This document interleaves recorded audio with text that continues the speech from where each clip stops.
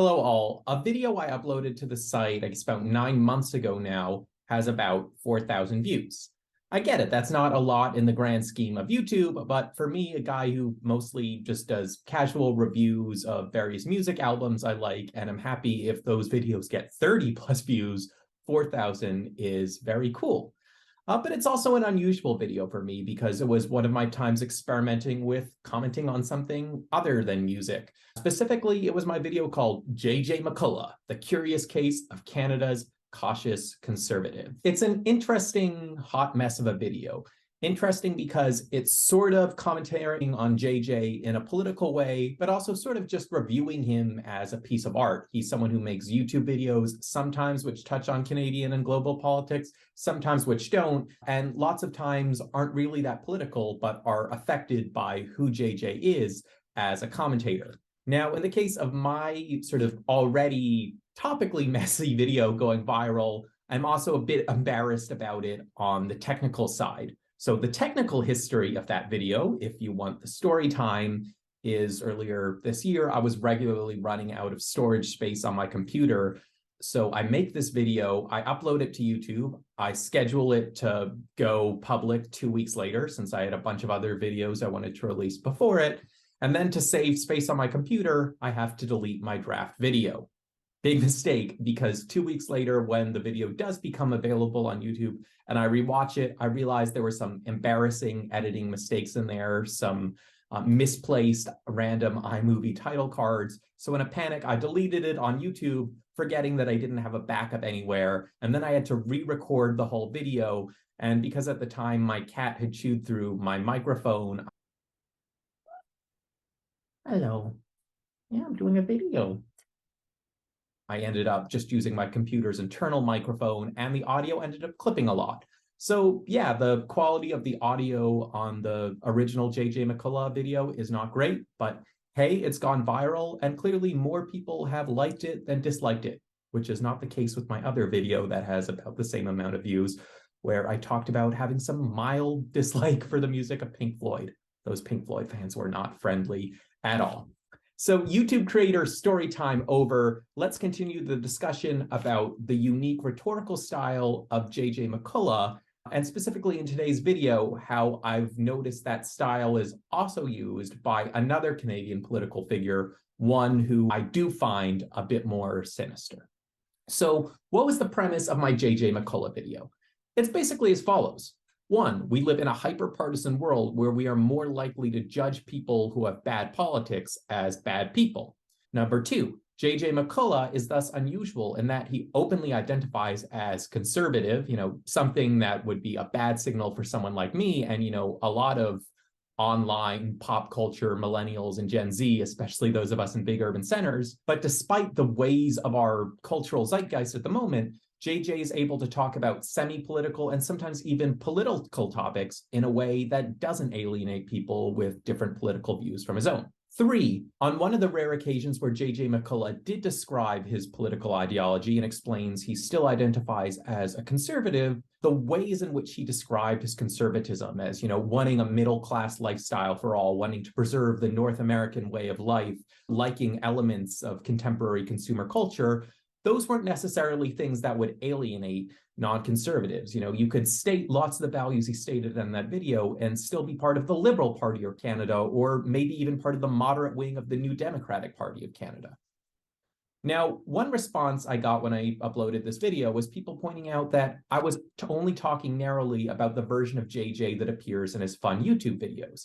If I were to actually research his politics, I would find his brand of conservatism is not that unusual, that he has some genuinely right-wing views that he's expressed in other media contexts that someone like me probably would find appalling.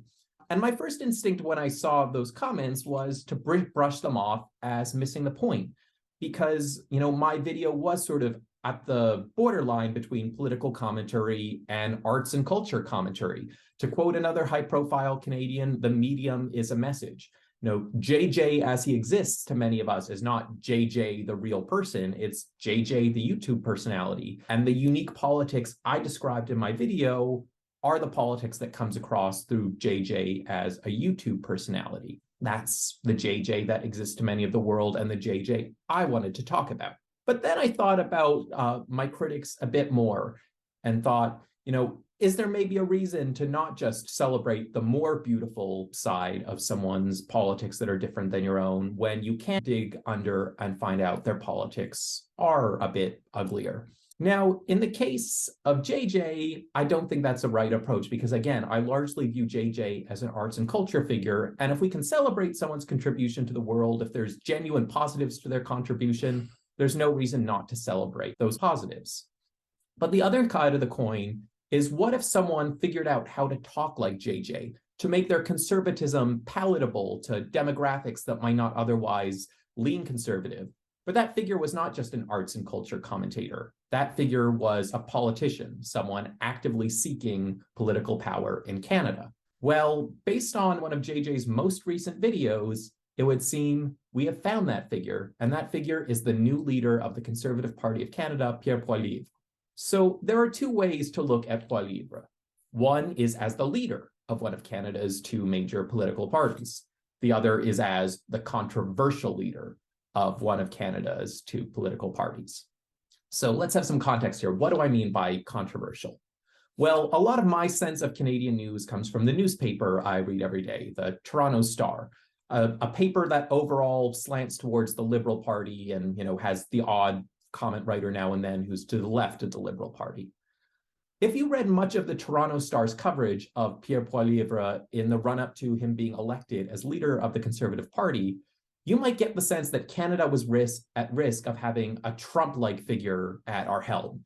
Someone who to the liberal mainstream elite class is not just a conservative, but is qualitatively worse than a conservative, someone with even like a fascist tinge to them.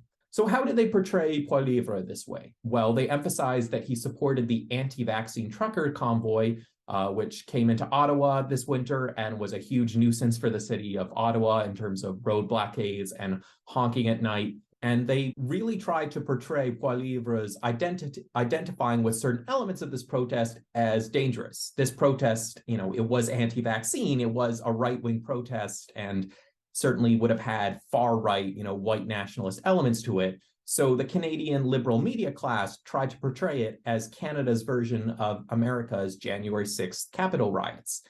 And in fact, after Poilievre was elected leader of the Conservative Party, there were stories for a couple of days about a Conservative member of Parliament, Alan Reyes, who left the Conservative caucus after Poilievre's election because he viewed Poilievre as too extreme and demagogic. So in other words, the narrative that mainstream Canadian liberal media was trying to pin is that Poilievre is kind of Trumpian and, good conservatives like Alan Reyes don't want to be in a party with him.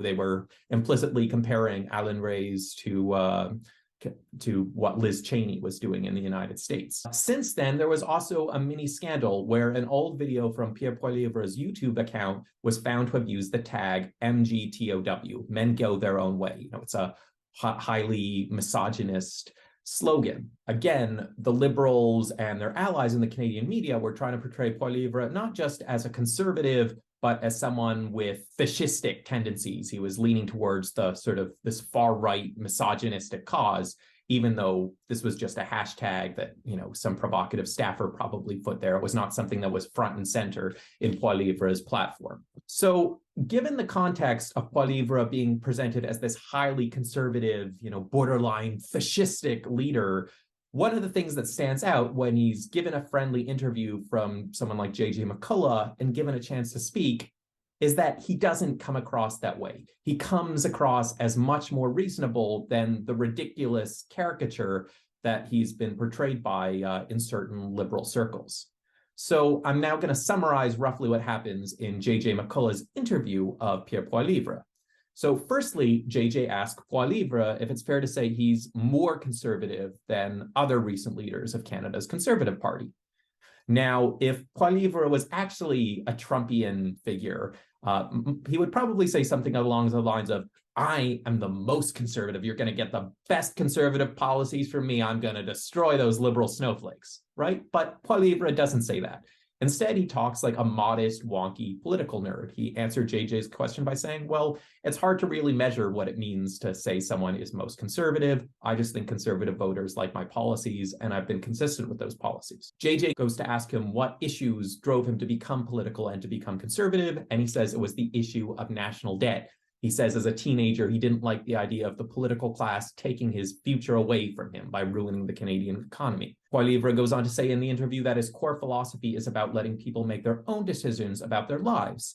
And when he's asked about his support for the trucker convoy, he says it's not that he's a COVID denier. He takes COVID very seriously as a disease. It's just in this particular case, he felt truckers were at low risk for spreading the disease. So by enforcing vaccine mandates on the truckers, the liberal government were virtue signaling in a way, forcing their liberal way of thinking on a different demographic and essentially engaged in elitist liberal bullying. And that was what he was against. He was not some sort of anti-vaxxer extremist from his own perspective. Pierre Poilievre then goes on to talk about his big political talking point these days, which is inflation. He talks about how inflation makes the economy unaffordable, how younger Canadians can no longer aspire to buy a house. He argues that there's this false assumption that conservatives are against the poor when he would say, but he says, we're the only party concerned with fighting inflation, so we're really the party of the working class. And then finally, JJ McCullough asks Pierre Poilievre about JJ's pet issue, which is the regulation of Canadian YouTube by Canadian moderators to artificially favor Canadian content. Being a free market type, and of course also wanting to please his interview, Poilievre of course comes out and says, yes, I'm against regulating YouTube. YouTube should be the free market. So in short, you watch this interview with Pierre Poilievre, and not only does he come across as not Trumpian, as not fascist, if you don't pay too close attention to the details, he might even make a fairly good sales pitch for conservatism to people who might not otherwise be conservative. The one specific policy position he commits to, the thing on regulating Canadian YouTube, is probably something a lot of people on the political left would agree with. As a leftist, I don't care if content comes from Canada or not. I would support intervening in the free market to prop up low-income content, indie content, content that doesn't have companies behind it. But yeah, I guess I'm with JJ and Pierre on not caring about promoting so-called Canadian content. It doesn't make a difference to me. And then on top of that, he talks about right-wing economics, but in a way that's so vague, you can't tell that he's implicitly endorsing austerity alongside that. So for example, he'll talk about inflation and he'll talk about the oppressiveness of money printing. Now, left-wing economists like Richard Wolff will point out that inflation is not actually just the literal printing of money, though that's the example that's talked about in history classes. Inflation literally just refers to prices going up, and that can be a dynamic of the free market, corporations getting together and agreeing to gouge their prices because of certain conditions. Inflation cannot be reduced to too much government meddling in the economy.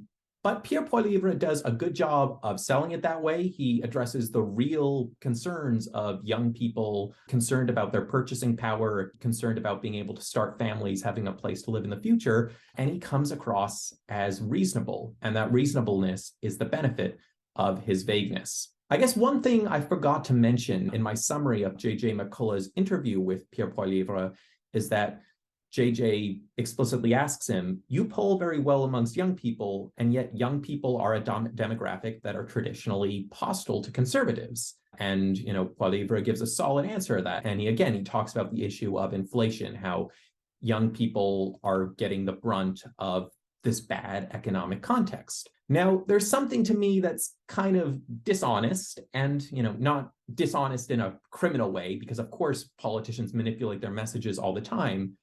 But I feel like if you sell conservatism to a young generation, and you only sell the sexiest parts of conservatism, you don't talk about the parts that actually are controversial, you're being a bit dishonest in your messaging. So what does it mean that Poilievre is part of the Conservative Party of Canada? What are some concrete things he stands for? Well, if you look at quotes that CBC got from the candidates during their election campaign, CBC notes, Pierre Poilievre said he would ban oil imports from countries like Saudi Arabia and Venezuela and would support rail and pipeline projects to move Canadian oil from west to east. Pierre Poilievre said he would repeal the liberal carbon tax and their environmental impact assessment law, which conservatives have said prevents energy products from being approved. So other than boycotting Saudi Arabia, which very well might be a good thing, Basically, this is same old conservative oil nationalism for Canada, saying environmentalism is too much of an inconvenience for us. The only way to grow the economy is to continue to mine the Alberta tar sands. You want to actually sell conservatism to young people, you have to drastically change young people's thinking on climate change. But of course, what Poilievre does in this admittedly limited interview is just ignore this huge question, which is key to young people. So if you ask me why I don't like conservatives, the top of my list is not going to be their policy on inflation, but near the top of my list is their disregard for climate change. Another thing that Pierre Poilievre said is that he would phase out deficits and introduce new legislation that would force the federal government to offset every dollar of new spending with a cut to something else. Now, this is a subtler one, but again, this assumption that deficit is an inherently bad thing, is something that, a range of economists would have a lot of different views on. And this absolute policy of there has to be a cut, every time you do more federal spending, that's just forcing austerity where it doesn't have to be. That's cutting social programs, things that potentially benefit vulnerable, poor, and even middle-class people. Again, that's a hard sell to downtrodden young people. But if all Pierre Poilievre talks about is how inflation is bad right now and how housing is unaffordable, he doesn't have to sell this less attractive policy to young people. On an article on Politico, meanwhile, outlined some of the more outright controversial things Pierre Poilievre has said. It notes that in December 2006, he voted to repeal Canada's same-sex marriage law. And in 2012, he said he would vote for a motion to study whether a fetus is a human being before birth. Now, in today's political climate, Pierre Poilievre says he supports gay marriage and is pro-choice. So I'm not saying he's some sort of evangelical hardliner here, but it's also clear his position on this stuff is not a strong or principled one. He's guided by where the conservative base is. And not too long ago, when the conservative base was even more religiously, socially conservative than they are today, he was fine with those kind of conservative authoritarian policies. The political piece also notes that in 2008, hours before, Canadian Prime Minister Stephen Harper, another conservative, was to deliver an apology for Canada's residential schools. So these were these schools that kidnapped, imprisoned, committed all kinds of horrible abuse against Indigenous children. Pierre Poilievre went on local radio and questioned the compensation that was going to the Indigenous survivors, saying, "Are we really getting value for all this money? My view is that we need to engender the values of hard work and independence and self-reliance." So taking this strict, cold, economic libertarian position in response to people who are dispossessed and brutalized by the government, that is a conservative position that would again be a very hard sell to, a lot of idealistic young people. And Poilievre now knows not to put that part of him front and center. Finally, in 2014, Poilievre introduced the contentious Fair Elections Act, which eliminated the ability for voters without ID to have someone vouch for their identity. Voter identity laws trying to, bring down voter turnout. That's something I associate with American Republicans, not something I hear about as much in Canadian political discourse. But again, a solidly conservative position that might not be so great a sell for young people and other demographics that don't traditionally vote conservative. So in short, conservatism in small doses can be appealing to broad audiences if you don't present conservatism in vivid detail. If you're a good messenger like JJ McCullough or Pierre Poilievre, you can go a reasonable long time and make conservatism sound appealing, even though there are a lot of dark details hidden only slightly below the surface. So in the case of JJ McCullough's videos, we see small doses of conservatism in his celebrations of North American consumer culture, for instance. And I would argue those doses are harmless and that people of all political stripes can appreciate them. I actually made a philosophical case in my last video why a certain kind of consumerist nostalgia is more left-wing than right-wing. But on the other hand, while all JJ is doing is creating arts and culture stuff, and his ability to repackage conservatism as something palatable is harmless, I think it's interesting the way Pierre Poilievre seems to have a lot in common with JJ rhetorically, but in his case, he actually has the power to bring his conservative ideals to reality. And the fact that he's able to sort of hide environmental conservatism, foreign policy war hawkishness, economic austerity under the Trojan horse of fighting inflation and, and more questionable, freedom to choose on public health matters, that's very canny rhetoric, but it's something as leftists we have to keep an eye out for. A final point I should mention about Poilievre goes back to that Toronto Star coverage I was talking about, that coverage that tries to fearmonger about him by presenting him as a fascist. For some reason, ever since the days of Donald Trump, liberals and some leftists have become fixated on this idea of fighting politicians who are qualitatively worse than conservatives. We have to portray them as fascists. We have to portray them as existential threats. And I think this is a mistake, because all someone like Pierre Poilievre has to do is open his mouth and realize, oh, this guy is smarter than Donald Trump. This guy is more nuanced than Donald Trump. And anyone who's on the fence is suddenly going to go, hey, those liberals were lying and hiding how reasonable this man was. The liberal media, the center-left world, has to be comfortable with not making everything a fight against fascism. We have to go back to the days of fighting George W. Bush and fighting Stephen Harper, when we were relatively more comfortable with just saying conservatives are bad, conservative ideas are bad. We don't need to compare everyone to Donald Trump. We just have to oppose neoliberal economics, neoconservative foreign policy, a lack of regard for climate change on their own merits. Because, if you're on the left, you should not be cool with a conservative. And if you're confident enough in your messaging, you should be able to outmessage people like Pierre Poilievre.